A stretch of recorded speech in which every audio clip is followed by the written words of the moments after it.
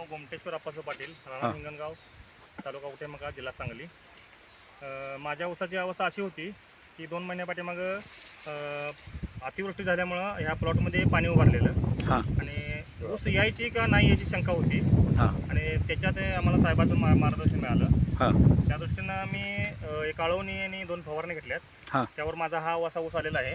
आळवणी आणि स्प्रे घेऊन किती दिवस झाले साहेब? 15 दिवस झाले साहेब. आळवणी 12 ते 15 नोव्हेंबर दरम्यान घेतलेली. त्यानंतर 2 दिवसानं आळवणी घातलेली, स्प्रे दिला. त्यानंतर अनेक स्प्रे घेतला. असं 2 स्प्रे आणि एक आळवणी घेतलेली आहे. आणि हा पलीकडला प्लॉट बघू शकता. हा प्लॉट मोकळा आहे.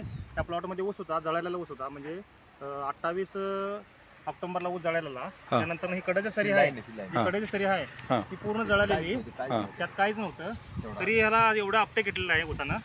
आणि मला त्या ब्रह्मोस औषधाचा खूप फायदा झालेला आहे. आणि या महाराष्ट्रातल्या शेतकऱ्यांनी या औषधाचं लाभ घ्यावा, वापरावं अशी नम्र विनंती करतो. आणि हे आमचे सागर पाटील आहेत, आमच्या भावासारखे आहेत. ह्यांनी सुद्धा असं ह्यांचं सुद्धा पहिला खत दुकान होतं, ह्यांचं थोडा जरा घ्या मार्गदर्शन.